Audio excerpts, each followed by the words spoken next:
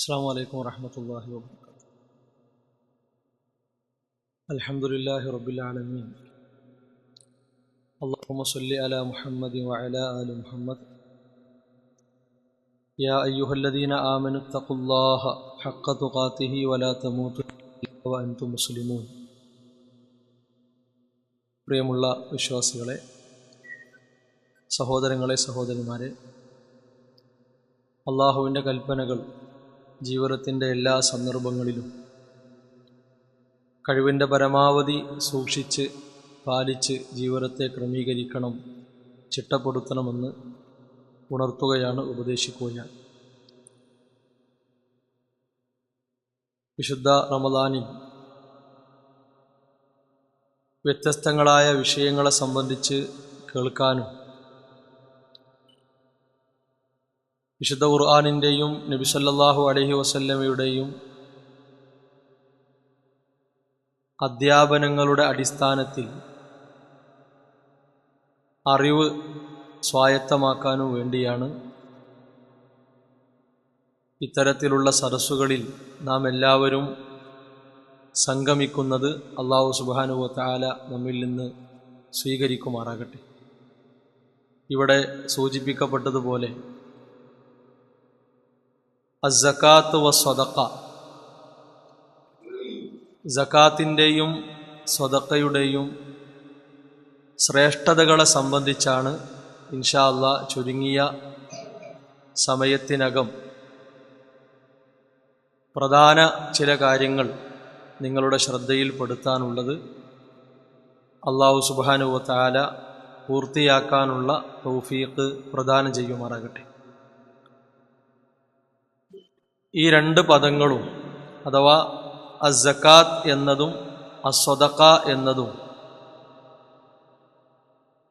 വളരെ പരിചിതമായ പദങ്ങളാണ് എന്ന കാര്യത്തിൽ സംശയമില്ല. അറബിയിലുള്ള ആ രണ്ട് പദങ്ങൾ കേൾക്കുമ്പോൾ തന്നെ എന്തിനെയാണ് അവ രണ്ടും സൂചിപ്പിക്കുന്നത്, ആ രണ്ട് പദങ്ങളുടെയും അർത്ഥവും ആശയവും എന്താണ് എന്നതിനെ സംബന്ധിച്ച് നല്ലൊരു ശതമാനം ആളുകൾ ബോധവാന്മാരാണ്. വളരെ കുറഞ്ഞ ആളുകൾ മാത്രമാണ് ഇത്തരം വിഷയങ്ങളെ സംബന്ധിച്ച് ധാരണയില്ലാതെ, കൃത്യമായ ബോധമില്ലാതെ സമൂഹത്തിൽ ഉള്ളത് എന്ന് നമുക്കെല്ലാവർക്കും മനസ്സിലാക്കാവുന്ന കാര്യമാണ്. സകാത്ത് എന്ന പദത്തിൻ്റെ അർത്ഥം സംസ്കരിക്കപ്പെട്ടത്, ശുദ്ധീകരിക്കപ്പെട്ടത് എന്നാണ്. അഥവാ അല്ലാഹു സുബ്ഹാനഹു വ തആല നമുക്ക് അനുഗ്രഹമായി തന്നിട്ടുള്ള സാമ്പത്തിക സ്രോതസ്സുകൾ വ്യത്യസ്തമാണ്. കൃഷിയായും വരുമാനമായും സ്വർണമായും വെള്ളിയായും മറ്റു പല ചരക്കുകളായുമൊക്കെ അല്ലാഹു വരുമാനത്തിൻ്റെ കാര്യങ്ങൾ സംവിധാനിച്ചിട്ടുണ്ട്. അതിലൂടെ നമുക്ക് ലഭിക്കുന്ന സ്വത്ത്, സമ്പത്ത്, അതിൻ്റെ അവകാശികൾക്ക് നൽകാനുള്ളത് കൊടുക്കുമ്പോഴാണ് ശുദ്ധിയുള്ളതായി, സംസ്കരിക്കപ്പെട്ടതായി മാറുക. എല്ലാം നമ്മൾ അടക്കിപ്പിടിച്ച് എൻ്റേത് മാത്രമാണ്, ആർക്കും വിട്ടുകൊടുക്കുകയില്ല, എൻ്റെ വിയർപ്പാണ്, എൻ്റെ അധ്വാനമാണ് എന്ന മനോഭാവം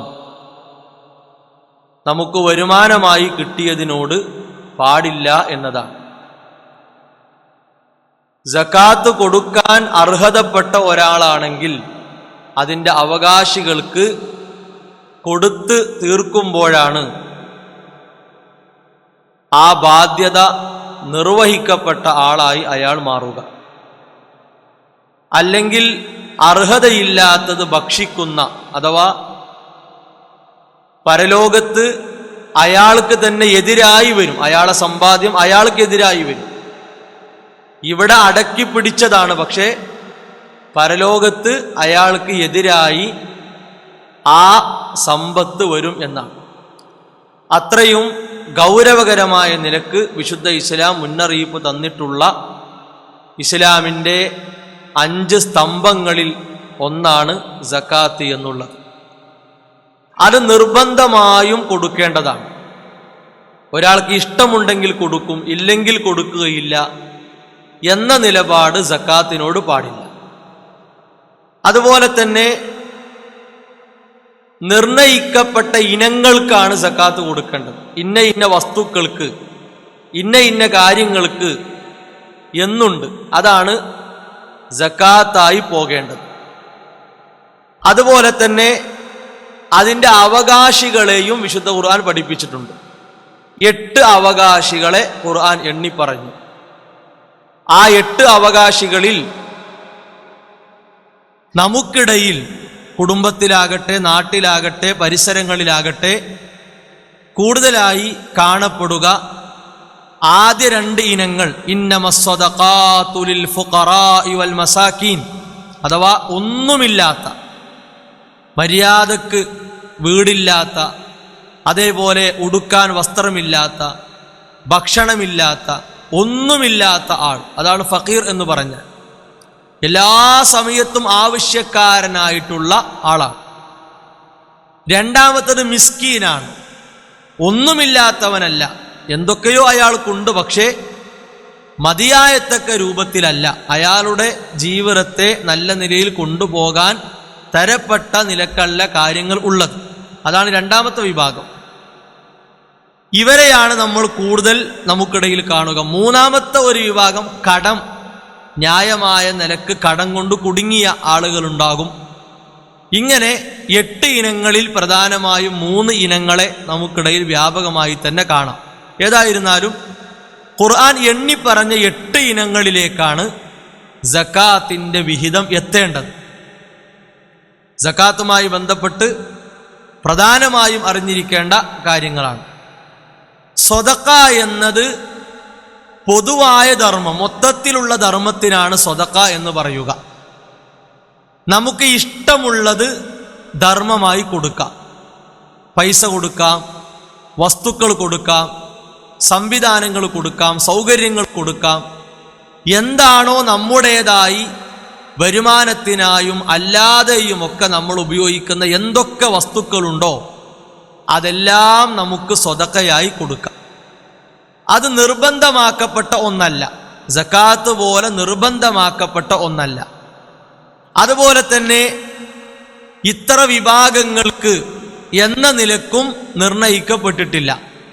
അർഹതപ്പെട്ട എന്തിലേക്കും കൊടുക്കാം. പള്ളിയിലേക്ക് കൊടുക്കാം, മതസ്ഥാപനങ്ങളിലേക്ക് കൊടുക്കാം, പൊതുവായി എല്ലാവർക്കും ഉപകരിക്കുന്ന കാര്യങ്ങൾക്ക് വേണ്ടി കൊടുക്കാം. ഒരു വ്യക്തിക്ക് പറ്റിയ നിലക്കുള്ള കാര്യങ്ങളാണ് അയാൾക്ക് കൊടുക്കാം, ഒരു കുടുംബത്തിന് കൊടുക്കാം. നല്ല നിലയിൽ നടന്നു പോകുന്ന സംവിധാനങ്ങളുണ്ടാകും, ആ സംവിധാനങ്ങളെ പരിപോഷിപ്പിക്കാൻ വേണ്ടി കൊടുക്കാം. സ്വതക്കയുടെ രീതി അങ്ങനെയാണ്. നിർബന്ധമാക്കപ്പെട്ടതല്ല, പക്ഷേ വളരെ പുണ്യമാക്കപ്പെട്ട നമ്മുടെ ജീവിതയാത്രയിൽ കാര്യഗൗരവത്തോടുകൂടി നാം കാണേണ്ടതായ വിഷയമാണ് സ്വതക്ക എന്നുള്ളത്. ഇതിലേറ്റവും കൂടുതൽ നമുക്ക് എല്ലാവർക്കും ഇടപെടാൻ പറ്റുന്ന ഒന്ന് സ്വതക്കയുടെ മേഖലയാണ്. സക്കാത്ത് സാമ്പത്തിക ശേഷിയുള്ളവർ അല്ലെങ്കിൽ സക്കാത്ത് കൊടുക്കേണ്ടതായി ഉള്ള വിഭവങ്ങൾ, വസ്തുക്കൾ എന്തൊക്കെയാണോ ആ നിലക്ക് ആർക്കാണോ നിർബന്ധമായിട്ടുള്ളത് അവരാണ് സക്കാത്തിന്റെ കാര്യം കൂടുതലായി ശ്രദ്ധിക്കേണ്ടത്. സ്വതക്ക അങ്ങനെയല്ല, ഏതാൾക്കും ചെയ്യാം. ഒരു ഫഖീറാണെങ്കിലും മിസ്കീനാണെങ്കിലും കടക്കാരനാണെങ്കിലും ഉള്ളവനാണെങ്കിലും ഇല്ലാത്തവനാണെങ്കിലും വലിയ പദവിയിൽ വിരാജിക്കുന്നവനാണെങ്കിലും പ്രത്യേകിച്ച് പദവികളൊന്നുമില്ല താഴെ തട്ടിൽ ഇടത്തരക്കാരനായി കഴിയുന്നവനാണെങ്കിലും അവനും എന്തെങ്കിലുമൊക്കെ അവൻ്റെ ധർമ്മമായി ദാനമായി കൊടുക്കാം. ഇതാണ് പ്രധാനമായും ഈ 2 കാര്യങ്ങൾ തമ്മിലുള്ള വ്യത്യാസം. ഇതിൽ സക്കാത്തിന്റെ ഗൗരവം വിശുദ്ധ ഖുർആൻ തന്നെ ഉണർത്തിയിട്ടുണ്ട്. അത് കൊടുക്കാതെ പിടിച്ചു വെക്കുന്ന ആളുകൾ എന്താണ് അവർക്ക് പരലോകത്ത് വരാൻ പോകുന്നത്? അല്ലാഹു സുബ്ഹാനഹു വ തആല അതിനെ അർഹിക്കുന്ന ഗൗരവത്തിലാണ് ഉണർത്തിയിട്ടുള്ളത്. വല്ലദീന യക്നിസൂന അദ്ദഹബ വൽ ഫിദ്ദ, സ്വർണവും വെള്ളിയുമൊക്കെ നിധി പോലെ സൂക്ഷിക്കുന്ന ആളുകൾ, ഇതൊക്കെ എനിക്കുള്ളതാണ്, എന്റേതാണ് എന്ന നിലക്ക്, വിലമതിക്കാനാകാത്ത സമ്പാദ്യമാണ് എന്ന നിലക്ക് ഒരു ഭാഗത്ത് സ്വരൂപിച്ച് കൂട്ടിക്കൊണ്ടു നടക്കുന്ന ആളുകൾ, വലാ യുൻഫിഖൂനഹാ ഫീ സബീലില്ലാ, അള്ളാഹുവിന്റെ മാർഗത്തിൽ അത് ചെലവഴിക്കുന്നില്ല, അർഹതപ്പെട്ട ആളുകൾക്ക് അത് കൊടുക്കുന്നില്ല, അവന്റെ സ്വർണത്തിന്റെ വെള്ളിയുടെ നിശ്ചിത വിഹിതം, അതിൽ നിന്ന് കൊടുക്കേണ്ട നിർബന്ധ ബാധ്യത കൊടുത്തു വിട്ടുന്നില്ല. ഫബശ്ശിറുഹും ബിഅദാബിൻ അലീം, അവർക്ക് വേദനയേറിയ സഹിക്കാനാകാത്ത ശിക്ഷയുണ്ട് എന്ന് സന്തോഷവാർത്ത കൊടുക്കുക റസൂലുള്ളാഹി സ്വല്ലല്ലാഹു അലൈഹി വസല്ലമയോട് അല്ലാഹു സുബ്ഹാനഹു വ തആല അറിയിക്കുകയാണ്. നോക്കൂ നിങ്ങൾ, വേദന എന്നത് ഒരിക്കലും നമുക്ക് സന്തോഷമുണ്ടാക്കുന്ന ഒരു കാര്യമല്ല.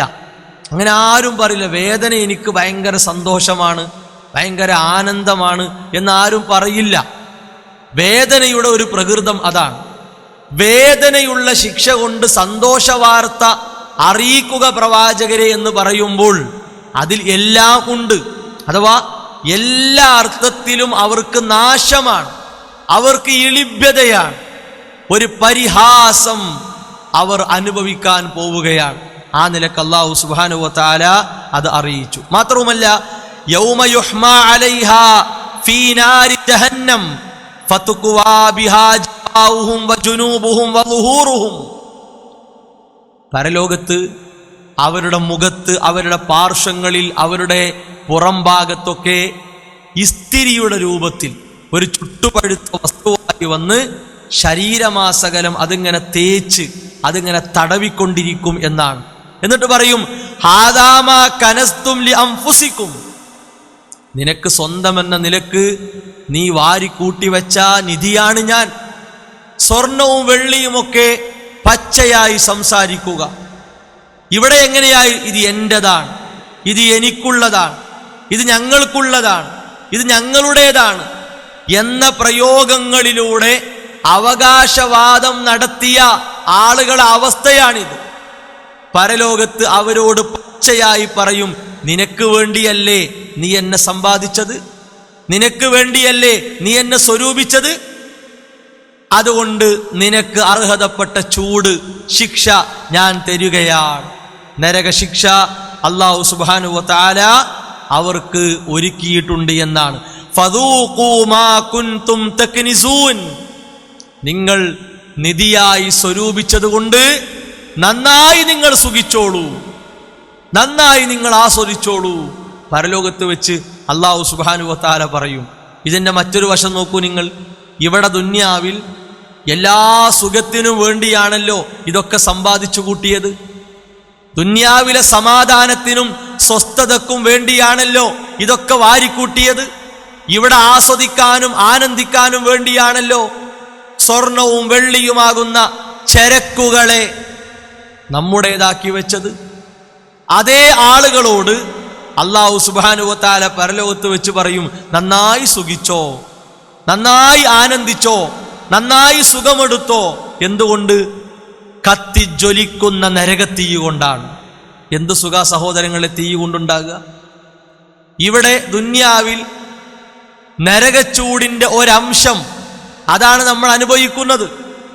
സൂര്യന്റെ അതികഠിനമായ ചൂട്, ആ ചൂടത്ത് മര്യാദക്ക് പണിയെടുക്കാൻ പറ്റാത്തവരാണ് നമ്മൾ. ആ ചൂട് സഹിച്ച് മര്യാദക്ക് യാത്ര പോകാൻ സാധിക്കാത്തവരാണ് നമ്മൾ. എന്തിന്? ആ പകൽ സമയത്തെ സൂര്യന്റെ ചൂട് കൊണ്ട് നമ്മുടെ വീട് ചുട്ട് പഴുത്ത് കിടക്കുന്നു. വീട്ടിൽ അന്തി ഉറങ്ങാൻ സാധിക്കുന്നില്ല ചൂട് കൊണ്ട്. ചൂട് എന്നതൊരിക്കലും സമാധാനം തരൂല. ആരെങ്കിലും കത്തുന്ന വിളക്കിന്റെ നേരെ വിരൽ വെച്ചിട്ട് നല്ല സുഖമുണ്ട്, നല്ല സമാധാനമുണ്ട് എന്നാരും പറയില്ല. ഭ്രാന്തുള്ളവർ ഒരുപക്ഷെ ചെയ്തേക്കാം, അവർ അങ്ങനെ പറഞ്ഞേക്കാം. വിവേകമുള്ള ഒരാളും അത് ചെയ്യൂല, പറയൂല. അപ്പൊ എന്താണ് ഈ സുഖം? അള്ളാഹു ഒരുക്കിയിട്ടുള്ള ശിക്ഷ. ആ ശിക്ഷ കൊണ്ട് നിന്ദ്യതയാണ്, അവഗണനയാണ്, പരിഹാസമാണ് പരലോകത്ത് വരാനുള്ളത്. അതുകൊണ്ട് സകാത്ത് എന്ന നിർബന്ധ ബാധ്യതയെ ഒരിക്കലും ഒരിക്കലും നമ്മൾ വിസ്മരിക്കാൻ പാടില്ല. ചെറിയ ചെറിയ കാരണങ്ങളൊക്കെ പറഞ്ഞ് ഇതിന് കൊടുക്കേണ്ടി വരുമോ, ഇങ്ങനെയാണെങ്കിൽ കൊടുക്കേണ്ടി വരുമോ, ഇത്രയുള്ളൂ അതിന് കൊടുക്കേണ്ടി വരുമോ, ഇത്രയാണെങ്കിൽ കൊടുക്കേണ്ടതുണ്ടോ, എത്രയാണെങ്കിലാണ് കൊടുക്കേണ്ടത്, ഇങ്ങനെ ചില ചോദ്യങ്ങളിൽ കറങ്ങിത്തിരിഞ്ഞ് സക്കാത്തിന്റെ അവകാശികൾക്ക് അത് വിട്ടുകൊടുക്കാതിരിക്കുന്ന ഒരു സാഹചര്യം നമ്മുടെ ജീവിതത്തിൽ ഉണ്ടാകാൻ പാടില്ല. സക്കാത്ത് തടയപ്പെട്ടാൽ റസൂലുള്ളാഹി സ്വല്ലല്ലാഹു അലൈഹി വസല്ലമ ഇതിന്റെ ഗൗരവം പഠിപ്പിച്ചതിൽ വളരെ പ്രധാനപ്പെട്ട ഒന്നാണ്, സക്കാത്ത് തടയപ്പെട്ടാൽ ആകാശലോകത്ത് നിന്ന് അനുഗ്രഹമായി കിട്ടുന്ന മഴ തടയപ്പെടും എന്നാണ്, മത്തർ തടയപ്പെടും എന്നാണ്. ഒന്ന് ആലോചിക്കണം, എത്ര ഗൗരവമുണ്ട്. പക്ഷെ എന്തുകൊണ്ട് മഴ ലഭിക്കുന്നു? ഇവിടെ നാൽക്കാലികളുണ്ട്, ജന്തുവർഗങ്ങളുണ്ട്, സസ്യലതാദികളുണ്ട്. അവരെ പരിഗണിച്ചിട്ടാണ് അള്ളാഹു ആ റഹ്മത്ത് നമുക്ക് തരുന്നത്. അതിന്റെ കാരണമായി ഹദീസിൽ വന്നത് അതാ.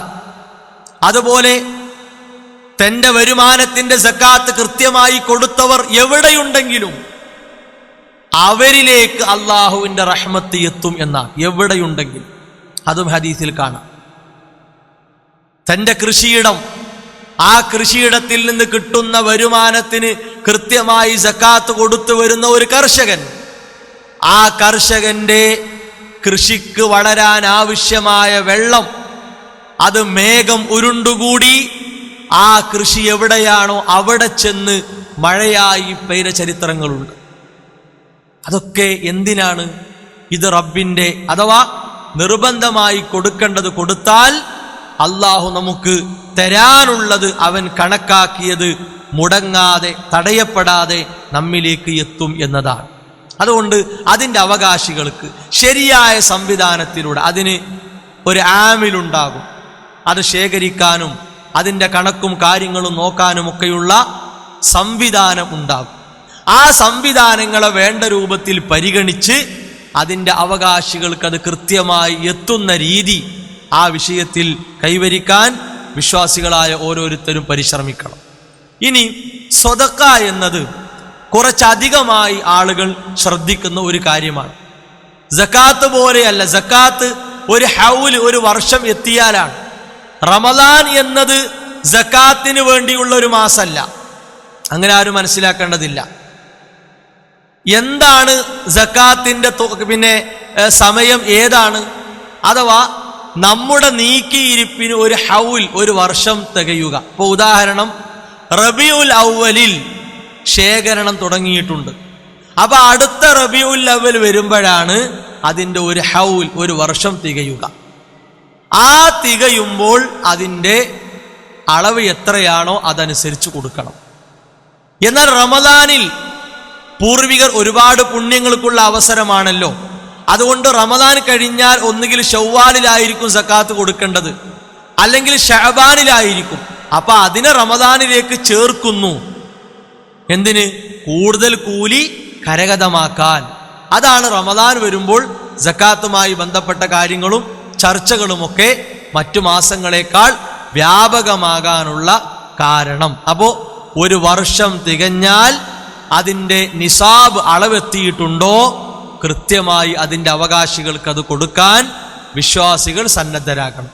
ഇനി സ്വതക്ക എന്നത് എപ്പോഴും നമുക്ക് ചെയ്യാം. രാവിലെ ചെയ്യുക, പകല് മുഴുവൻ ചെയ്യുക, രാത്രി ചെയ്യുക. അതേപോലെ ഒരാൾ വിളിക്കുമ്പോൾ അയാളോട് നമുക്ക് പറയാം, ശരി ഇത്ര രൂപ ഞാൻ നിനക്ക് തരാം, അല്ലെങ്കിൽ ഇന്ന സംവിധാനത്തിന് തരാം, എൻ്റെ ഇന്ന കാര്യം ഞാൻ അതിനു വേണ്ടി തരാം.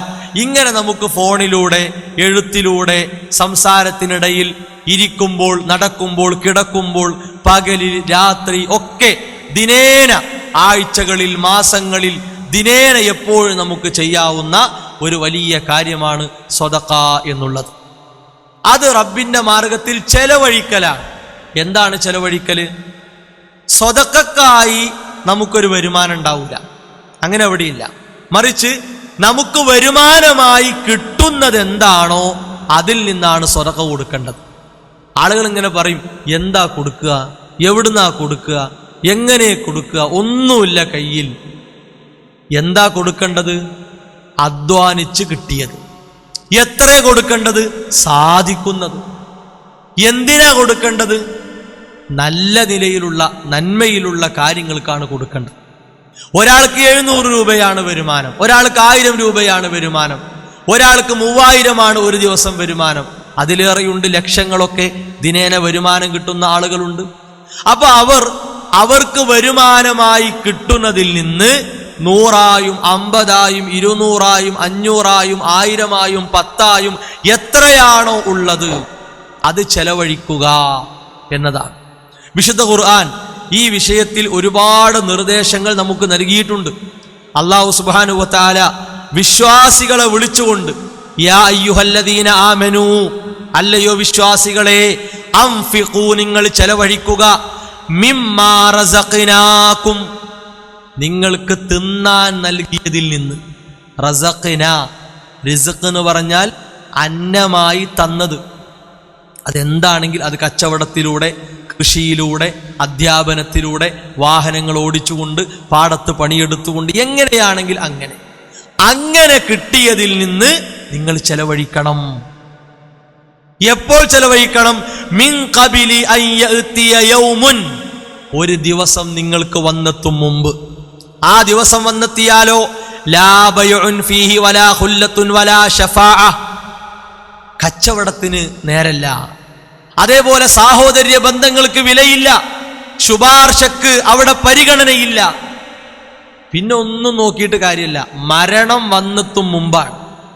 മരണമാകുന്ന യാഥാർത്ഥ്യം വന്നെത്തുമ്പോൾ ഞാനിതാ അത് ചെയ്യാം, ഇത് ചെയ്യാം, ഇങ്ങനെ ചെയ്യാം, അവരെ വിളിക്കൂ, അവർക്കുള്ളത് കൊടുക്കാം, ഇന്നലെ വന്നവരോട് വരാൻ പറയൂ, ഞാൻ കൊടുക്കാം എന്നൊന്നും പറഞ്ഞിട്ട് കാര്യം. അതെത്തും മുമ്പ് നമ്മൾ എന്ത് ചെയ്യണം? അർഹതപ്പെട്ടതിലേക്ക് കൊടുക്കണം. ഇത് വിശ്വാസികളെ വിളിച്ചുകൊണ്ടാണ് അല്ലാഹു സുബ്ഹാനഹു വ തആല പഠിപ്പിച്ചത്. എന്ന് പറഞ്ഞാൽ എല്ലാവരും ഇത് ശ്രദ്ധിക്കണം എന്നില്ല. ലോകത്തെല്ലാ മുസ്ലിങ്ങളും ദാനധർമ്മം ചെയ്യുന്നവരായി മാറ്റപ്പെടണം എന്നില്ല. അങ്ങനൊന്ന് സംഭവിച്ചു കാണൂല. കുറെ ആളുകൾ പുച്ഛിക്കും, നിരുത്സാഹപ്പെടുത്തും, പ്രോത്സാഹിപ്പിക്കാതിരിക്കും, നമ്മളെ പിറകോട്ട് വലിച്ച് പിന്തിരിപ്പിക്കും, ഒക്കെ ഉണ്ടാകും. ഈമാനുണ്ടോ? എന്റെ റബ്ബ് തന്നതിൽ നിന്ന് അർഹതപ്പെട്ടവർക്ക് കൊടുക്കണം. ഇത് റബ്ബിന്റെ കൽപ്പനയാണ്, നബി സല്ലല്ലാഹു അലൈഹി വസല്ലമയുടെ അധ്യാപനമാണ് എന്ന് മനസ്സിലാക്കി പോകുന്നവരെ ആര് പിന്തിരിപ്പിക്കാൻ നോക്കിയിട്ടും കാര്യമില്ല. ഇനി നോക്കൂ നിങ്ങൾ, അല്ലാഹു സുബ്ഹാനഹു വ തആല സ്വതക്കയുടെ ഉദാഹരണം പറഞ്ഞു. മസലുല്ലദീന യുൻഫിഖൂന അംവാലഹും ഫീ സബീലില്ലാഹ്, അല്ലാഹുവിന്റെ മാർഗത്തിൽ ധനം ചെലവഴിക്കുന്ന ആളുകളുടെ ഉദാഹരണം കമസലി ഹബ്ബത്തിൻ, ഒരു ധാന്യമണി പോലെയാണ്. ഹബ്ബത്ത് എന്ന് പറഞ്ഞാൽ ഒരു ധാന്യമണി, ഒരു നെൽമണി, ഒരു ഗോതമ്പിന്റെ മണി. എന്നിട്ടോ അംബതത് സബ്അ സനാബിൽ, ആ ധാന്യമണിയിൽ 7 കുലകൾ ഉണ്ടായി. ഫീ കുല്ലി സുംബുലത്തിൻ മിഅതു ഹബ്ബ, ഓരോ കുലയിലും 100 ധാന്യമണികൾ ഉണ്ടായി. ഒറ്റ ധാന്യമണിയാണ്, അത് മുളച്ചു വന്നു, 7 കുലകളുണ്ടായി, ഓരോ കുലകളിലും 100 ധാന്യമണികൾ. വല്ലാഹു യുളായിഫു ലിമൻ യശാ, അല്ലാഹു ഉദ്ദേശിക്കുന്നവർക്ക് ഇരട്ടിയാക്കി കൊടുക്കും എന്നാണ്. ഇരട്ടിയാക്കി കൊടുക്കും. അഥവാ നമ്മൾ 10 കൊടുക്കുക, അല്ലെങ്കിൽ 20, അല്ലെങ്കിൽ 50, അല്ലെങ്കിൽ 500. സഹോദരങ്ങളെ, നമ്മൾ കൊടുക്കുന്നതല്ല റബ്ബ് തിരിച്ചു തരിക, നമ്മൾ കൊടുത്തതിൻ്റെ എത്രയോ ഇരട്ടിയാണ്. നമ്മൾ ആലോചിച്ച് നോക്കുകയാണെങ്കിൽ ഇവിടെ ദുന്യാവിൽ നമുക്ക് ജീവിക്കാനുള്ള റിസ്ഖായി അള്ളാഹു തന്നതിൽ നിന്ന് ഒരു കടമായി നമ്മുടെ റബ്ബിന് കൊടുക്കുകയാണ്. ആ കടം തിരിച്ചു കിട്ടുമ്പോൾ കൊടുത്തത് മാത്രമല്ല കിട്ടുന്നത്. നമ്മൾ ഇവിടെ കൊടുത്ത 50കളോ 100കളോ 1000ങ്ങളോ 10000ങ്ങളോ ലക്ഷങ്ങളോ അല്ല, മറിച്ച് അള്ളാഹു ഇങ്ങോട്ട് തരുന്നത് അതിൻ്റെ എത്രയോ ഇരട്ടിയാണ്. എത്രയോ അധികരിച്ചിട്ടാണ് അല്ലാഹു സുബ്ഹാനഹു വ തആല നമുക്ക് തിരിച്ചു തരുന്നത്. അതൊരു ഭയങ്കര നേട്ടം. അതാണ് ലാഭം എന്ന് പറഞ്ഞാൽ. നമ്മൾ ഇറക്കിയ മുതൽ, ആ മുതൽ അവിടെ കിടക്കുകയാണ്. അതിങ്ങനെ വലുതായി വലുതായി വലുതായി നമ്മെ അമ്പരിപ്പിക്കുന്ന ഒരു ലാഭമായി മാറ്റപ്പെടുകയാണ്. അല്ലദീന യുൻഫിഖൂന അംവാലഹും ഫീ സബീലില്ലാഹ്, എന്നാൽ അല്ലാഹുവിന്റെ മാർഗത്തിൽ ചെലവഴിക്കുന്നവർ സുമ്മ ലാ യുത്ബിഊന മാ അൻഫഖൂ, മന്നൻ വലാ അദൻ ലഹും അജ്റുഹും ഇൻദ റബ്ബിഹിം. ധർമ്മം ഇങ്ങനെ ചെയ്യുക, എന്നിട്ടോ ആ ധർമ്മം ചെയ്തതിൻ്റെ പേരിൽ ഇങ്ങനെ പ്രയാസപ്പെടുത്തുക. ഇത് നിനക്ക് ഞാൻ തന്നതല്ലേ, എനിക്ക് ഓർമ്മ ഉണ്ടത്, അതിങ്ങനെ എടുത്തു പറയുക. ഒരാൾക്ക് നമ്മൾ വീട് ധർമ്മമായി കൊടുത്തു, അത് നമ്മൾ അയാൾ കേൾക്കെ എടുത്തിങ്ങനെ പറഞ്ഞാൽ എന്തായിരിക്കും അവസ്ഥ? അല്ലെങ്കിൽ അതിൻ്റെ പേരിൽ അയാളെ പ്രയാസപ്പെടുത്തിയാൽ എന്തായിരിക്കും അവസ്ഥ? അത് വെറുതെയാണ് സഹോദരങ്ങളെ. ആ വീട് കൊടുത്തു, അല്ലെങ്കിൽ പറമ്പ് കൊടുത്തു, വസ്ത്രം കൊടുത്തു, സമ്പത്ത് കൊടുത്തു, അതൊക്കെ വെറുതെയായി. അവർക്ക് അല്ലാഹുവിൻ്റെ പക്കൽ കൂലിയില്ല. അവർക്ക് വരുന്ന ലോകത്തെപ്പറ്റി പേടി വേണം എന്നാണ്. കഴിഞ്ഞ കാലത്തെക്കുറിച്ച് അവർക്ക് സങ്കടം വേണം. കുറേ കൊടുത്തു, ലക്ഷങ്ങൾ കൊടുത്തു, കോടികൾ കൊടുത്തു. അതൊക്കെ കേവല വാർത്തകൾക്കും പ്രശംസകൾക്കും പുകയ്ത്ത് വർത്തമാനങ്ങൾക്കും വേണ്ടിയാണെങ്കിൽ കഴിഞ്ഞ കാലത്തെക്കുറിച്ച് സങ്കടപ്പെടണം. മരണാനന്തരം വരാനുള്ള ജീവിതത്തെക്കുറിച്ച് പേടി വേണം. പിന്നെയോ ഇതിനൊന്നും കൂലി പരലോകത്ത് ഉണ്ടാകൂല, എല്ലാം പൊട്ടിപ്പൊളിഞ്ഞിരിക്കും. ഇതാണ് കൊടുത്തത് എടുത്തു പറയുകയും അതിൻ്റെ പേരിൽ പ്രയാസപ്പെടുത്തുകയും അതൊന്നുമില്ലാതെ നല്ല നിലയിൽ കൊടുത്തവരും തമ്മിലുള്ള വ്യത്യാസം അതാണ്. ഇനി അല്ലാഹു സുബ്ഹാനഹു വ തആല പറഞ്ഞു, യാ അയ്യുഹല്ലദീന ആമനു, വിശ്വാസികളെ, അൻഫിഖൂ മിൻ ത്വയ്യിബാതി മാ കസബ്തും. കണ്ടോ, നമുക്കിങ്ങനെ വേണ്ടാന്ന് കരുതി ഒരു പാഴ്വസ്തുവായി നമ്മൾ ഏതെങ്കിലും മൂലക്കെ പൊട്ടി ചളിങ്ങി ഒഴിവാക്കിയത് അത് തന്നെ ആർക്കെങ്കിലും കൊടുത്ത് ഒഴിവാക്കാം. അങ്ങനെയല്ല, അത് നമ്മളെ സാധാരണ ഒരു കൊടുക്കലായി. നിയ്യത്ത് ശരിയായാൽ അവർക്ക് ഉപകാരമുണ്ടെങ്കിൽ നമുക്ക് അർഹതപ്പെട്ട കൂലി കിട്ടും. ധർമ്മമായി നമ്മൾ കൊടുക്കേണ്ടത് ത്വയ്യിബാത്താണ്. നമ്മൾ സമ്പാദിച്ചതിലെ ത്വയ്യിബാത്താണ്, നല്ലതാണ് നമ്മൾ കൊടുക്കേണ്ടത്. അത് ഭൂമിയിൽ നിന്ന് മുളച്ചു കിട്ടിയതാകട്ടെ, വരുമാനമായി കിട്ടിയതാകട്ടെ, എന്താണെങ്കിലും നമ്മുടെ കൃഷിയൊക്കെ ആണെങ്കിൽ നമ്മൾ കൃഷി ചെയ്ത് ഉണ്ടാക്കിയ പച്ചക്കറി, അപ്പം ആ പച്ചക്കറിയിൽ നിന്ന് അയൽവാസിക്ക് നമ്മൾ കൊടുക്കുമ്പോൾ ആകെ പൊട്ടി അതേപോലെ അളിഞ്ഞ് നഞ്ഞ് തോൽക്കണം കൊടുക്കുക. അങ്ങനെ കൊടുക്കുമ്പോൾ അതൊരു നല്ല ധർമ്മമല്ല. കാരണം എന്താ, അത് ഈ അഴുകിയതും ചളിഞ്ഞതും കുറച്ചൊക്കെ മുറിച്ചൊഴിവാക്കിയാൽ ഉപയോഗിക്കാൻ പറ്റുന്നതുമായ കാര്യങ്ങൾ നമ്മൾ കൊടുത്തൊഴിവാക്കുകയാണ്. അയൽവാസികൾക്കും കുടുംബങ്ങൾക്കും കൂട്ടുകാർക്കും കൊടുക്കുമ്പോൾ നമ്മൾ കൊടുക്കാൻ നിയത്താക്കിയിട്ടുണ്ടോ, നമ്മുടെ കൃഷിയിടത്തിൽ നിന്ന് നല്ലത് കൊടുക്കുക. നല്ലത് കൊടുത്തിട്ടാണല്ലോ നമ്മൾ വരുമാനം ഉണ്ടാക്കുന്നത്. ഈ ചീഞ്ഞത് കൊടുത്താൽ ചന്തയിൽ ആരും എടുക്കൂല, നമുക്ക് കരുതിയ വരുമാനം കിട്ടൂല. അവിടെ നമുക്ക് ആ മനസ്സ് അയൽവാസിക്കും നാട്ടുകാർക്കോ കൊടുക്കുമ്പോൾ അത് ഈ പൊട്ടിയതും പൊളിഞ്ഞതും ചീഞ്ഞതും കൊടുത്തൊഴിവാക്കാ. അങ്ങനെയാകുമ്പോൾ അത് ശരിയല്ല. അപ്പോൾ ത്വയ്യിബത്തായ നല്ലതായ കാര്യങ്ങൾ നമ്മൾ കൊടുക്കുക. പിന്നെയോ ആമിനു ബില്ലാഹി വറസൂലിഹി വഅൻഫിഖൂ മിമ്മാ ജഅലക്കും, നിങ്ങൾക്ക് അല്ലാഹു തന്നതിൽ നിന്ന് നിങ്ങൾ കൊടുക്കുക, അല്ലാഹുവിൽ വിശ്വസിക്കുക, അല്ലാഹുവിൻ്റെ ദൂതരിൽ വിശ്വസിക്കുക. എന്നാൽ നിങ്ങൾക്ക് അതിനനുസരിച്ചുള്ള വമ്പിച്ച പ്രതിഫലം അല്ലാഹു സുബ്ഹാനഹു വ തആല തിരിച്ചു നൽകും എന്നാണ്. ഇങ്ങനെ നിരവധി ആയത്തുകൾ ദാനധർമ്മത്തെ പ്രോത്സാഹിപ്പിച്ചുകൊണ്ട് പ്രേരിപ്പിച്ചുകൊണ്ട് വിശുദ്ധ ഖുർആനിൽ കാണാൻ സാധിക്കും. അതുകൊണ്ട് എന്താണോ കഴിയുക അതാണ് നമ്മൾ ധർമ്മമായി കൊടുക്കേണ്ടത്. റസൂലുള്ളാഹി സ്വല്ലല്ലാഹു അലൈഹി വസല്ലം പഠിപ്പിച്ചു. ഇമാം അൽ ബുഖാരി, ഇമാം മുസ്ലിം റഹ്മത്തുള്ളാഹി അലൈഹിമ രണ്ടുപേരും ഉദ്ധരിച്ച ഹദീസാണ്. നമുക്ക് കാണാം, മൻ തസദ്ദഖ ബിഅദ്ലി തംറത്തിൻ മിൻ കസ്ബി ത്വയ്യിബ്, നല്ല സമ്പാദ്യത്തിൽ നിന്ന് ഒരു അല്പം തംർ, ഈത്തപ്പഴം, കാരക്ക ധർമ്മം ചെയ്തു. എന്തിനാ ത്വയ്യിബ് എന്ന് പറഞ്ഞത് അറിയോ? വലാ യഖ്ബലുല്ലാഹു ഇല്ല ത്വയ്യിബ്, ത്വയ്യിബല്ലാതെ അള്ളാഹു സ്വീകരിക്കൂല, നല്ലതല്ലാതെ അള്ളാഹു സ്വീകരിക്കൂല. അങ്ങനെ നമ്മൾ ചെയ്താൽ വഇന്നല്ലാഹ യതഖബ്ബലഹാ ബിയമീനി, അള്ളാഹു സുബ്ഹാനഹു വ തആല അത് സ്വീകരിക്കുന്നു. സുമ്മ യുറബ്ബിഹാ ലിസ്വാഹിബിഹി, ആ ധർമ്മം ചെയ്ത ആൾക്ക് വേണ്ടി അള്ളാഹ് അതിനെ വളർത്തുന്നു. ഘട്ടം ഘട്ടമായി വളർത്തുക.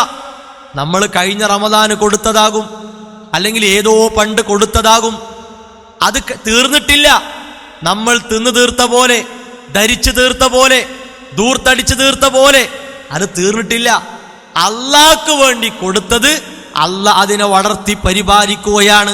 ഏതുപോലെ കമാ യുറബ്ബി അഹദുക്കും ഫലൂവഹു ഹത്താ തകൂന മിസ്ലൽ ജബൽ.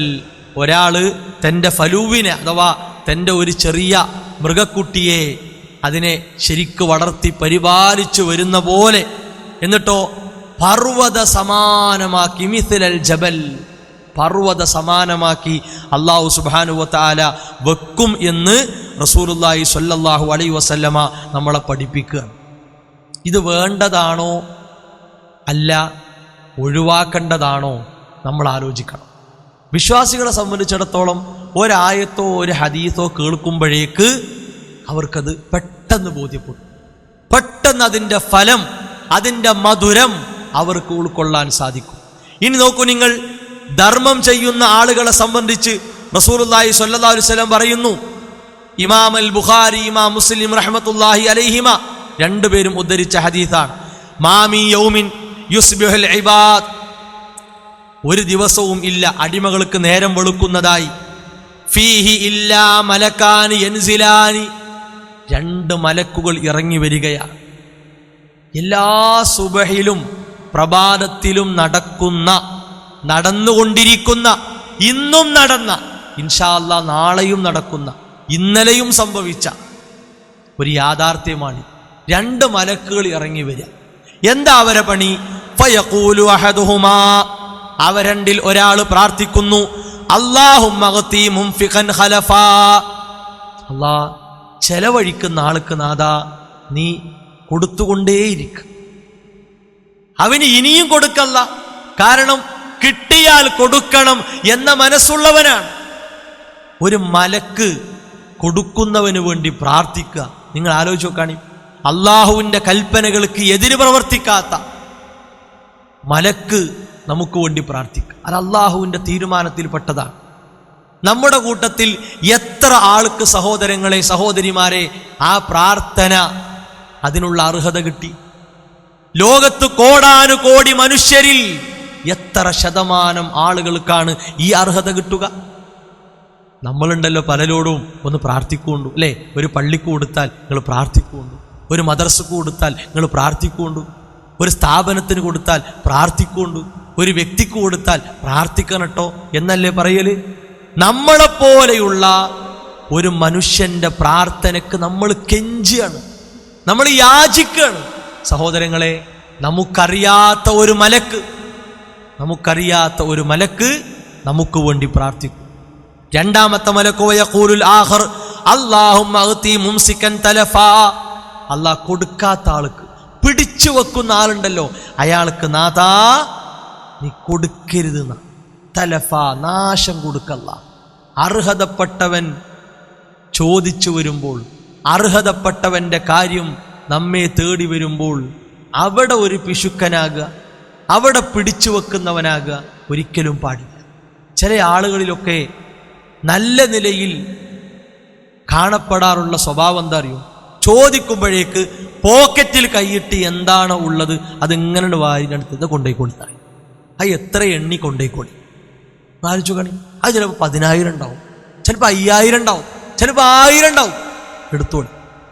എന്തേ? അയാള് ആവശ്യം മനസ്സിലാക്കി നല്ല നീയത്തിൽ അയാൾ കൊടുക്കുക. എവിടെങ്കിലും പേര് വരണം, പ്രശസ്തിയാകണം, ഒന്നും അയാൾക്ക് ആഗ്രഹം കൊടുക്കുക. ചോദിക്കുമ്പോഴേക്ക് കൊടുക്കുക. ഈ ഉള്ളവന് ഈ അടുത്തുണ്ടായ ഒരു അനുഭവമാണ്. ഞങ്ങളുടെ നാട്ടിലെ 40 സെന്റ് സ്ഥലം, അതിൻ്റെ കാര്യങ്ങളൊക്കെ ഭംഗിയായി നടക്കുകയാണ്. ഒരു 5 ലക്ഷം അതിലേക്ക് അവസാനം ആവശ്യമാണ്. 5 ലക്ഷം, ബാക്കി പിരിച്ച് കാര്യങ്ങളൊക്കെ പിന്നെ പൂർത്തിയാക്കി. ഈ 5 ലക്ഷം ഇനി ആരോട്, എത്ര ആളുകളോട് ചോദിക്കേണ്ടി വരും എന്ന നിലക്ക് ഓരോരുത്തരെങ്ങനെ സമീപിച്ചപ്പോൾ ആദ്യത്തെ ഒരാളോട് 50,000 ചോദിച്ചു. അവൾ ഇൻഷാ അല്ലാഹ് കഴിയുന്ന പോലെ ചെയ്യാം എന്ന് പറഞ്ഞു. രണ്ടാമത്തെ വ്യക്തിയോട് വിഷയം പറഞ്ഞു, ഇങ്ങനെ ഒരു കാര്യമുണ്ട്, 5 ലക്ഷം കടമുണ്ട്, ഇതിങ്ങനെ പറഞ്ഞു തീർന്നില്ല, അപ്പോൾ ഇൻഷാ അല്ലാഹ് ഞാനത് തരാൻ പറഞ്ഞു. അത്ര പറഞ്ഞോളൂ, 5 ലക്ഷം ഇൻഷാ അല്ലാഹ് ഞാനത് തരാം. നമ്മൾ ആലോചിച്ച് നോക്കാണ്, ആ ഒരു തൗഫീഖ് ഉണ്ടല്ലോ, അത് നീയത്ത് നന്നായാലേ കിട്ടൂ, അല്ലാതെ കിട്ടൂല. 5 ലക്ഷം അത് ഇൻഷാ അല്ലാഹ് ഞാൻ തരാം. എന്തിനാണ്? മദ്രസക്കാണ്, അള്ളാഹുവിൻ്റെ ഓർക്കാൻ പ്രാർത്ഥിക്കാൻ ഒരു ഭവനം കൊണ്ടുവരാനാണ്, അതുമായി ബന്ധപ്പെട്ടൊരു സ്ഥലത്തിനാണ്. ആരെപ്പത് അറിഞ്ഞത്? എവിടെ വാർത്തയായത്? അയാൾ ആരാന്നിപ്പോൾ ഈ ഉള്ളവനോട് പറഞ്ഞോ? ഇല്ല. അതാണ് അത്രയും രഹസ്യമാക്കി അള്ളാഹുവിൻ്റെ ദീനിനു വേണ്ടി അകമഴിഞ്ഞു കൊടുക്കുന്ന ആളുകൾ. നമ്മുടെ സ്ഥാപനം ജാമിയ അൽ ഹിന്ദ് ആലോചിച്ച് നോക്കാം നിങ്ങൾ. എത്ര ലക്ഷം വേണം അത് മുന്നോട്ട് പോകാൻ?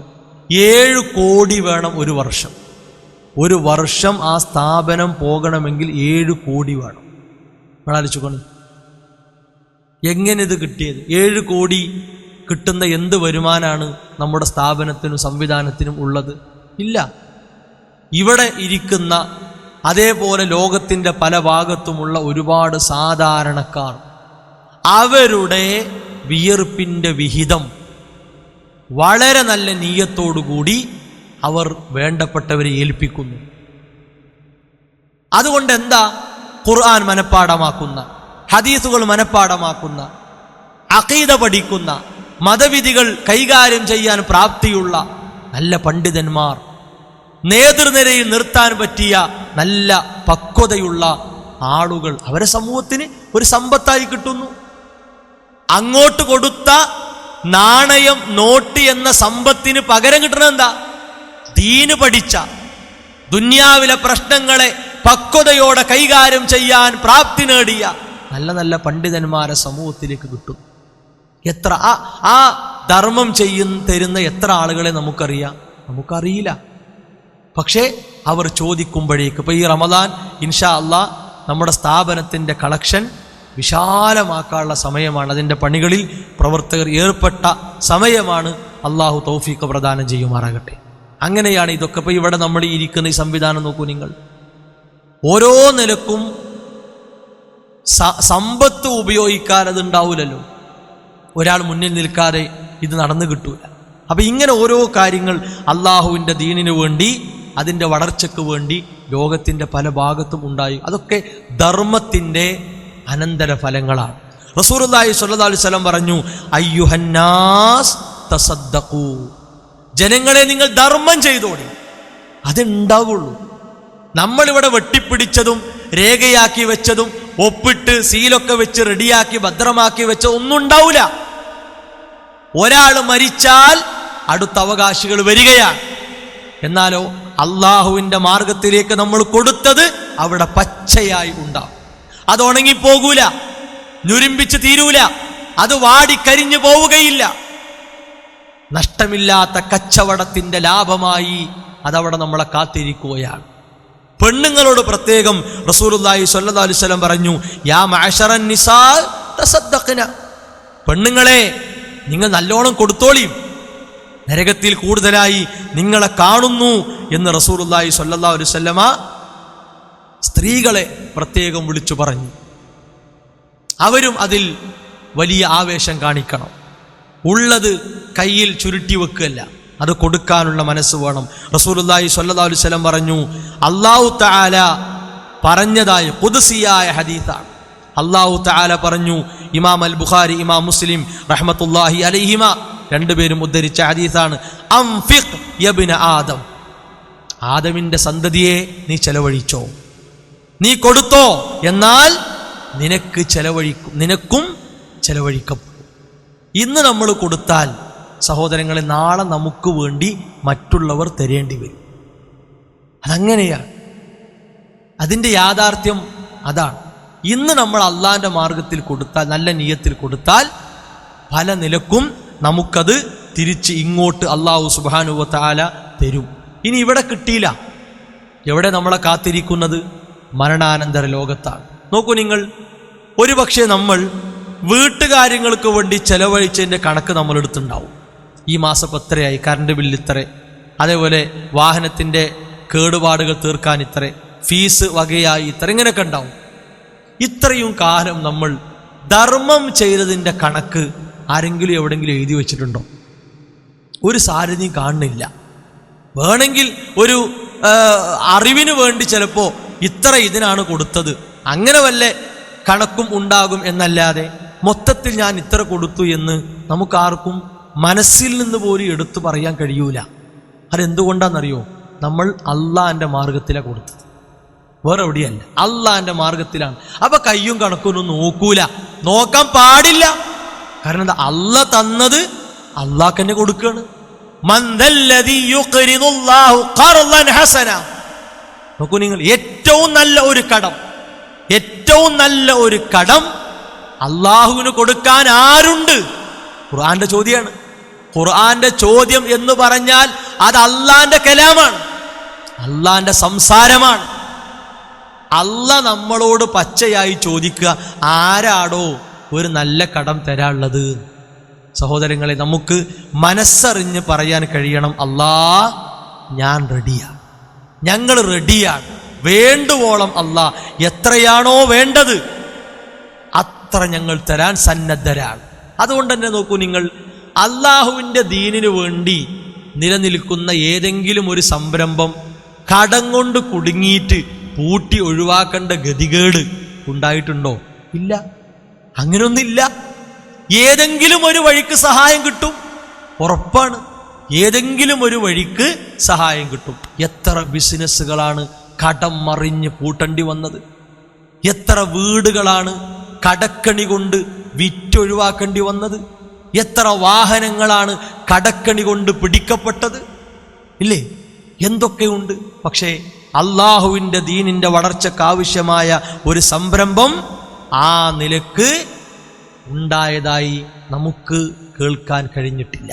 പിന്നെ എന്തെങ്കിലും ദണ്ണിപ്പോ പ്രശ്നങ്ങളോ കാട്ടി പൂട്ടിപ്പോവുക സ്വാഭാവികം, അതല്ല.